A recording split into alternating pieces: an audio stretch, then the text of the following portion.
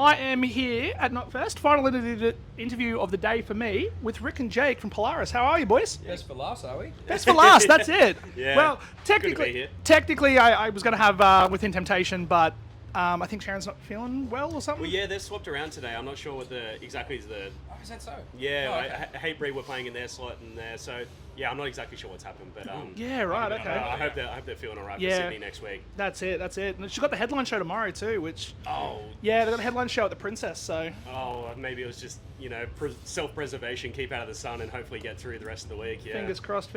It's been brutal. So I was chatting with the boys in Hearts Wake earlier, or Jake from In Hearts Wake, and mentioning specifically the Aussie representation as part of Knotfest has been gnarly the last few years. Bands like Parkway Drive, North Lane, King Parrot, Wind Waker, like getting the best of the best, and obviously you guys are now part of that conversation. Is that kind of cool to be kind of talked about at that level, same as those bands? Yeah, for sure. We're the Aussie boys, like homegrown, and yeah, to see like any other bands in that sphere coming up, like that's the thing. When you see a festival that doesn't have the Australian representation, it kind of gets a little bit disappointing. But we've gone through periods where there's just been more and less bands in the scene. Yeah. But I think now it's at a healthy point where there are a lot of those bands, and for us to be in the consideration of being like towards the top of a lineup is like super. It blows us away because we're just happy to be here. We don't need to be up high to be happy. Like, In saying that, it really does speak to the health of the Australian scene right now. The fact that there's enough bands that are at the point where they are, festival ready acts. They've been touring, even global exports from Australia now. I feel like the base of those bands that have gotten to that level, we've kind of got quite the reserve at the moment. There's quite a few. Yeah, for sure. Now, kind of going, I guess, a bit with my discovery of you guys. First time I heard you guys, I actually saw you open for Architects in 2019. Oh, there you go. I wasn't super familiar with you guys, and you guys blew it away. It was such a crazy show. Thank you very much.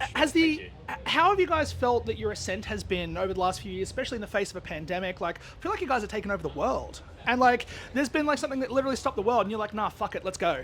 Yeah. It was just It was a strange timing for us because our first record obviously came out, and just before the second, or just after the second one came out, we hit COVID. Yeah. Yeah. It was like there was a feeling of start. Yeah, like second record came out, we felt the impact. We played a few shows, then COVID stopped everything, and we just had to sit there on our hands for a year and a half, going, well, what's going to be the continuation? And then we got out of COVID and just kind of hit the ground running with all the plans that we're hoping to do in that 2 years prior. The consolation was plenty of people were saying they loved the record, and we'd at least done Australian shows, so we know that it was going well here. But, we were obviously very we need to be out there now. But everything finally came to an end, and we've just been punching it since then, and that's it. It's been great. From our perspective, we've never really had that meteoric rise that's kind of thrown us out of our comfort zone. But at the same time, we have always been stepping it up to where we need to think about what's coming next. And it has been it's so funny when you hear from someone else, like a friend or a family member, being like, "You guys are absolutely on top of the world. You're going to be headlining this and doing that." And it's like, no, we're still trucking along. We've got years before we're headlining anything like this, or getting out there and doing Parkway or anything like that. Yeah, for sure. I guess though, in the conversation with Parkway, right? Something that you guys kind of share, which is unique, is you guys. I think I only just saw this a day or two ago. You guys have got the theme for the NRL, which Parkway have done. Which again, elite conversations. You know what I mean? How's that been? Was the approach from the NRL to come to you guys, or was it through management? Or they reached out to us? No, personally, actually. I think it was at the Arias. Charlie caught up with Daniel. So Dan, there was a conversation, and then the email came through, and we were like, oh, he's not talking shit. He's actually. There was actually a conversation with somebody from Fox. I believe him now. Yeah, it's one of those things where you hear about it in the grapevine. You're like, yeah, sure. And then you get the offer, and you go, oh, I guess we're doing this. It's finally becomes real. And I mean, for us, it's it was just a sick experience. And it was something that we knew, me personally, this is selfish because I don't really care too much about the footy, but my dad is such a nut, up the Sharkies, up Cronulla. But yeah, for him to see that was such a sweet moment. He's sending me a message being like, I'm crying, your mum's crying. Just TV commercial, Dad, get over it. That's so cool. And I remember too, as well, when Parkway dropped, I think it was Greatest Fear, right? I think Greatest Fear was the theme. Yeah. What's the theme you guys got this year? I didn't even see that. I just saw Polaris and NRL. I was like, what the fuck? Well, the clip that's out at the moment was one that they did with the Remedy, and we've got one coming out later again because they wanted to do a couple. For it. So what's this? It's the Remedy for this one that's going around at the moment, and then later on in the season, I believe they're going to do another one with another track, which we'll keep the mystery. Might let that, Keep the mystery, keep the mystique. Let it simmer. That's it. Something new. So 2024, bonkers year.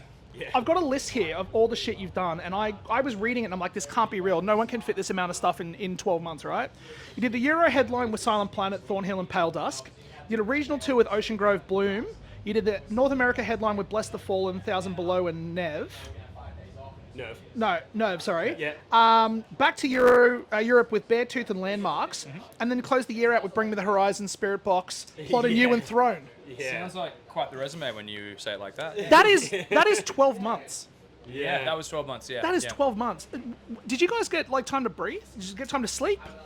Honestly, we did. There was moments. There was a bit of it. We actually took a bit of some time in the middle of the year as well that was necessary, and somehow we did find some time, but it took us needing to carve that time out. It's kind of funny because in 2023, like October, November, we did 2 back-to-back tours where it was like straight to Europe, then straight to America. And we got to the end of that and said, okay, that was too much. We can't be doing that. We need to be like taking sensible breaks between tours, not setting ourselves up for 2 months of punishment. Yep. And sure enough, we had a pretty cruisy year where everything was spaced out. Then we had Beartooth straight into, it was It was US. actually us overseas with Bless the Fall, and Yeah. then we came home, I think, for about 4 days, basically to water the plants, feed our pets, and then go straight to Europe. So we got to the end of that and we're like, well, I'm totally beat, but you know what? Both those tours were fantastic, and at least we like have that kind of, there wasn't any punishment to the physical punishment that was inevitable. The key is to carve out a lot of time and then jam all of the touring within a few short months. Yeah. It drives you crazy, but you end up with way more spare time. Yeah, and then the end of the year was kind of like everyone gets home in November, switches off, forgets about everything, and then 2 weeks before Mexico, we're like, oh, we got one more, boys. But that was unreal, honestly. That was a hard one. It was like, oh shit, we're going to the airport again. I was already in holiday mode, but yeah, that show was a holiday. And the saving grace was we went to Mexico, we left, and got back 5 days later. Yeah. So, Crazy. like, Did you get much time to kind of take in Mexico? Was that the first time you guys had played it? We didn't get enough time to really go around the city, but it was obviously just something that we had to take in as we were driven in. It was quite escorted, I guess. We got brought straight to the hotel and brought straight to the venue, and it was just really carefree. But unfortunately, we didn't really book enough time to go do anything beyond the show because I think we were all just like. There was a lot from that year, and we were all trying to wrap up and get things started for the next year as well. And I think we just had to make that call and say we're just gonna go play the show and then get into what we need to get into. But we got to see the airport, we got to see the hotel, and we got to see a little bit of the venue. It was a very big area. Got to see some of the sky to and from. Yeah, a little bit. Yeah. The other part about that too, I guess, just to kind of then bring it to the actual show itself, I saw a story about like show day being crazy. Like something happened on the day, but I don't know what happened. Oh, as in, wait, you're talking Melbourne the other day, sorry? The Bring Me show. Oh, show day, something crazy Wasn't there like something about like you guys rocked up? That was crazy. Yes. No, I thought I read something about something happened to you guys on the day where like it was just chaotic getting everything loaded in or some shit. There was actually you could if it might be a separate event. Earlier this last year, we did do a Europe run. Oh god, that was actually probably way back in March.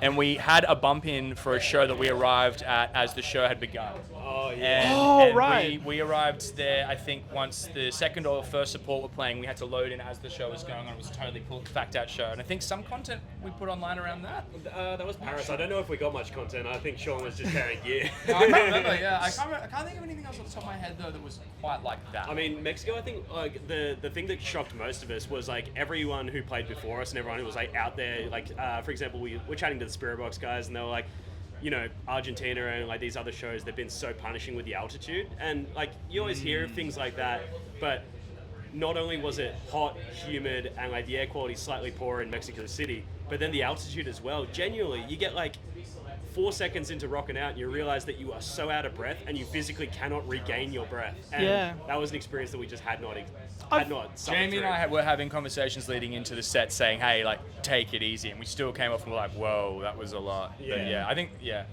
I heard that in Colorado, like at Red Rocks, the Red Rock Amphitheater there. Yeah. Bands like have been touring for like 30 years, getting winded 2 songs in. Like that's like you never think really? about it. Really, I never knew that about that. See, I've always wanted to play that venue, but maybe not.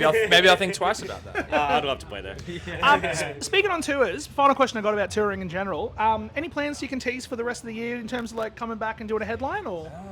Nothing. Well, nothing to nah, plan yet. Australia's Nothing out. to tease This yet, is sorry. Australia for the year at the moment. Like unless something special comes along, we might do like a one-off maybe. But yeah, no, we're kind of just taking it easy, trying to knuckle down and just get into some writing. So, Getting to work. Yeah, Good stuff. Like, our writing periods usually last from anywhere to 1 to like 24 months. So Yeah. getting into it sooner the better. We definitely gave ourselves a bit of time from the last record as well. So now we really are at that point where we're ready to dive back into it. But yeah, we've had to make sure we also have the time for it. 'Cause sometimes just because we're willing and your year packs right out. So Yeah. I think the next couple of months will be us Yeah, well- staring at computer screens. Yeah, at least until we head over to Europe in June, and then it's we get to escape our cold and go into more heat like this. So what a joy! Fun times. I do like that. Yeah. Speaking then, I guess, on Fatalism, turns 18 months old tomorrow. Oh wow! Yeah. Obviously a very raw and emotional record. Have you guys expected the reception to that record and like just how beloved that has become as part of the pantheon of the songs?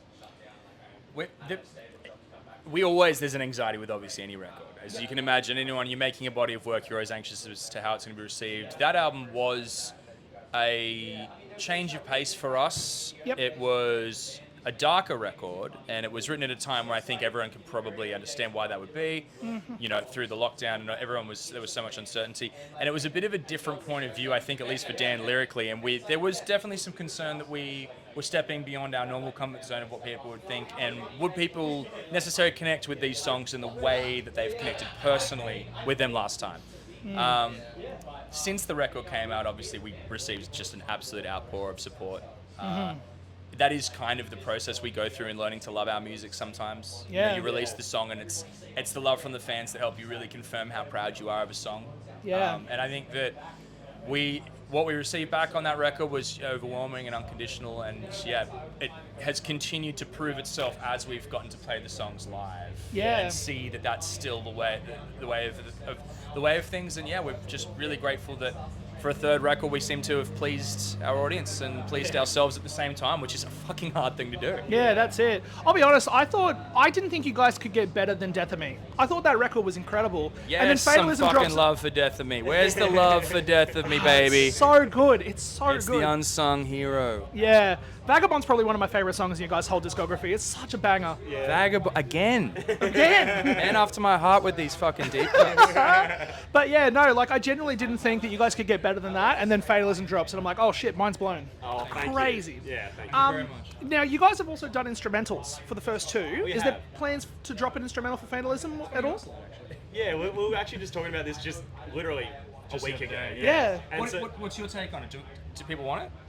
I want it. You want it? Yeah, yeah, see, I want it. The way I put it is like it might appeal to such a small like subset of people, but for those that it does hold value to, it's like a great deal of value. Like we were just talking about it the other day with like Northlane's instrumentals back in the day, and being able to like just hear other things in the musicality and like kind of just process the songs differently, helps For people sure. to learn drums, to learn guitar, Yeah. also to do vocal covers and things like that. Like it's just kind of like a fun tool at the end of the day. Like For sure. even if someone just listens to it once and that's all they get out of it, for another person they could be listening to a song over and over and over for their own personal gain and personal enjoyment. That's it. And like you said too, like as much as I love having vocals and something to sing along to, sometimes you miss the intricacies in the guitar playing or the drumming or shit like that. Some karaoke and just hear yourself sing over the top of it. Well, that's it. true, Maybe yeah. I can just sit in the shower and just jam to Vagabond Yeah, or man. whatever, you know? That's it. That's it. That's exactly what it's for. Amazing. Well, thanks for taking the time out. Unfortunately, like there was something I did want to bring up, and that was when you guys were in Orlando in 2023. I was actually supposed to be at that show. Oh, really? I was in the country on the Never Ender Coheed cruise. So they flew in. They came back into Miami on the 27th of October, and I think you guys played the 30th, something like that. Could have been, yeah. Yeah. So. I don't remember. So literally on the way up to Orlando to go see you guys, I got a text message from a friend of mine being like, hey, you caught COVID on the boat. And I was like, fuck. So like I missed your guys' show because I was really pumped for it. I was so fucking excited.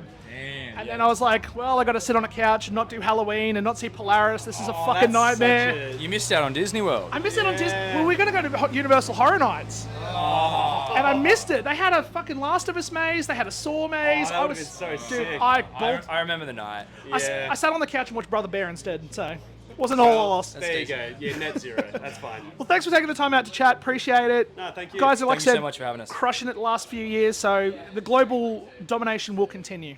Oh, fingers crossed, and yeah, we'll try not to put a stop to it. So yeah, Good keep stuff. slugging away. Hell yeah. Thank you, mate.